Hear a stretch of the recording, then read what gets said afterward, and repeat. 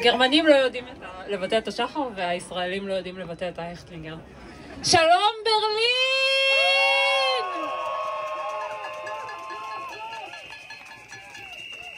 Es ist voll cool that you're all here this afternoon.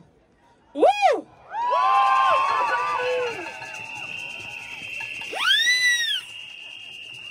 Because let's face it, our presence here is pretty unlikely. From my own personal perspective, my grandfathers were born in Morocco, Romania, and Israel, speaking French, Moroccan Arabic, German, and Yiddish as their first languages. From my grandmothers, Masha and Alice, I learned to push through, to believe in myself and in my power as a woman.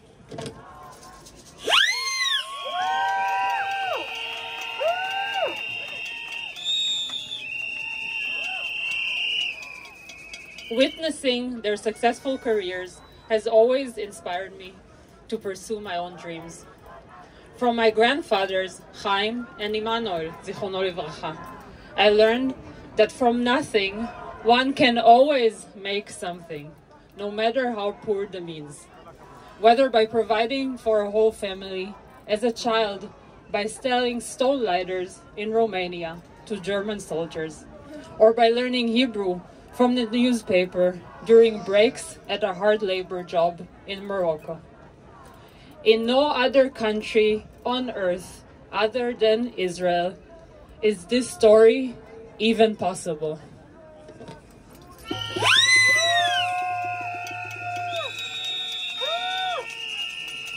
And the thing is, this story is not unique. We all have these stories.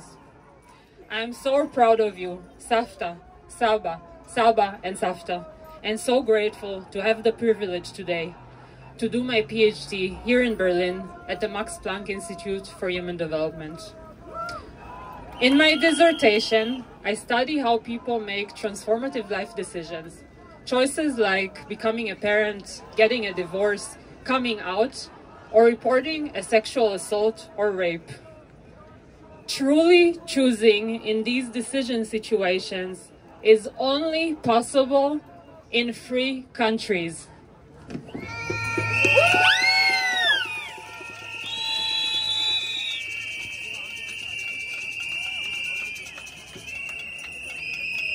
The complete overhaul of the legal system endorsed by the Israeli government will rob all Israelis of their most basic human rights, and it will especially hurt minorities. The state will have unlimited power, and the Supreme Court will not be able to defend us from injustice.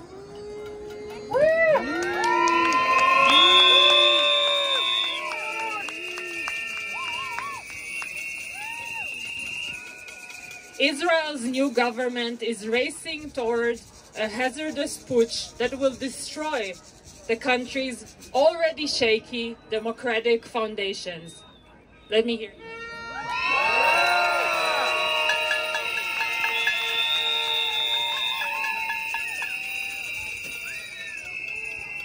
If the government's plan is executed, the Knesset would be able to override Supreme Court rulings with a simple majority and also will control who gets appointed as a judge.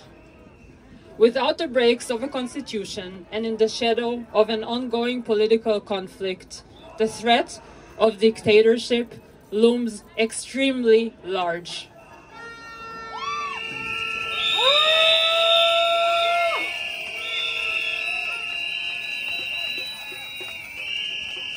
Today, in the midst of my doctoral studies abroad, I'm concerned that I just won't be able to go back to my home country and land a position there.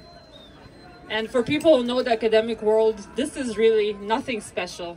But at the moment, I'm not really concerned about not landing a tenure track position. What I'm worried about is a much more existential threat to my birthplace, Israel.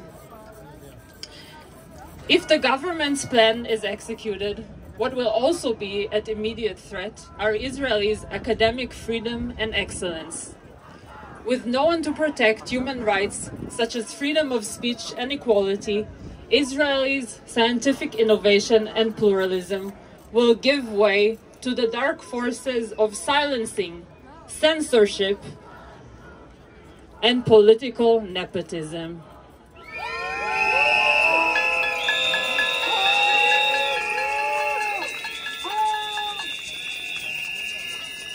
Moreover, scholars who come from minority groups or study politically sensitive topics will be put in danger.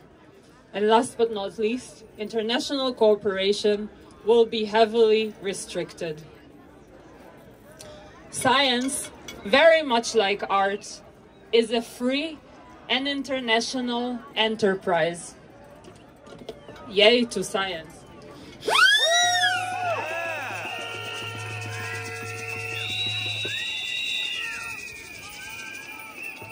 In the official report on the status of science in Israel 2022, a whole chapter is dedicated to international collaboration. You guessed it right. I'm quoting in Hebrew.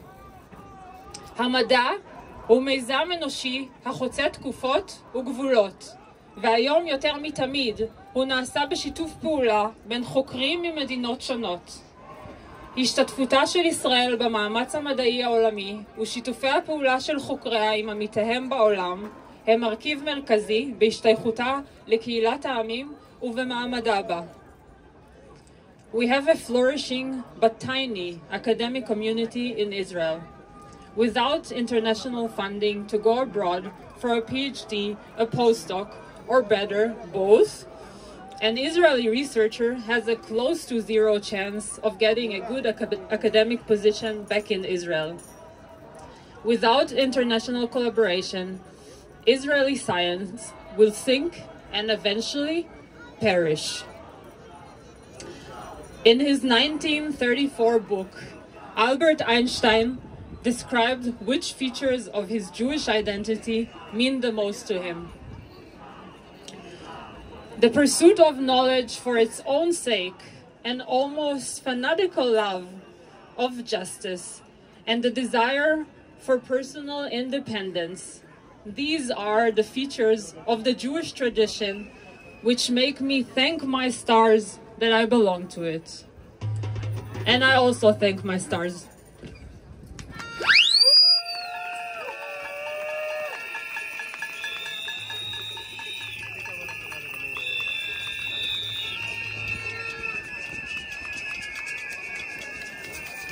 We Israeli researchers in Israel and beyond must unite at this difficult time to protect our home and freedom.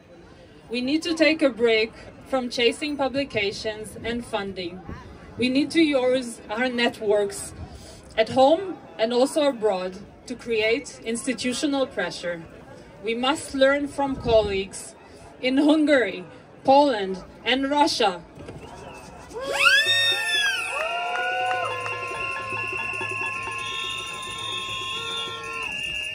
Strike, protest, and raise awareness. The only time is now. It's resist or perish. כי אם לא עכשיו, אז מתי?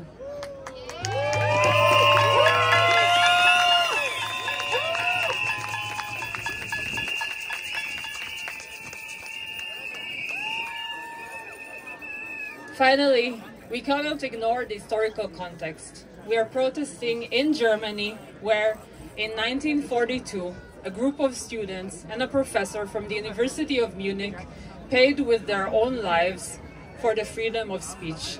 Sophie Scholl and the rest of the White Rose movement spoke up against the mass murder of Jews during the Holocaust. Members of the Rote Kapelle, who are commemorated on a huge wall in my neighborhood here in Berlin, did similar things.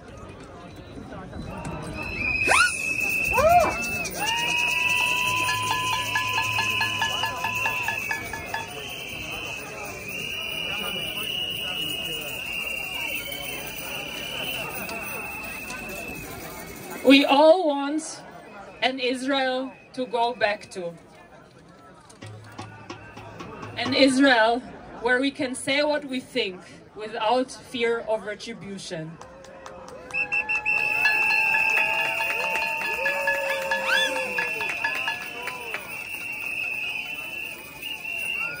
An Israel where the pursuit of knowledge, the love of justice, and personal independence are the guiding principles. כי אין ישראל השנייה וישראל הראשונה. יש ישראל דמוקרטית.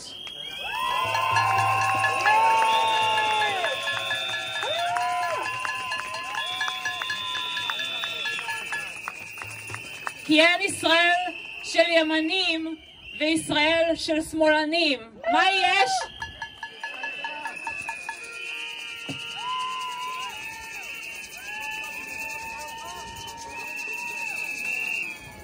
כי אין ישראל של רוב כל יכול וישראל של מיעוטים נרדפים.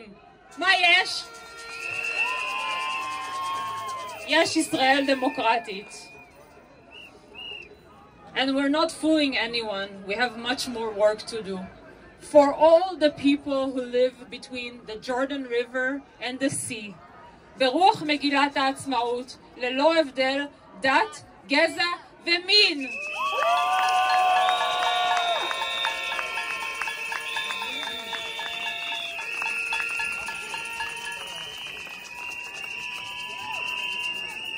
Like a friend of Israel, Barack Obama, said in 2004 in another context, we must have the audacity of hope that out of this dark time, a brighter day will come. Thank you, Berlin. Vielen lieben Dank. אוהבים אתכם בישראל!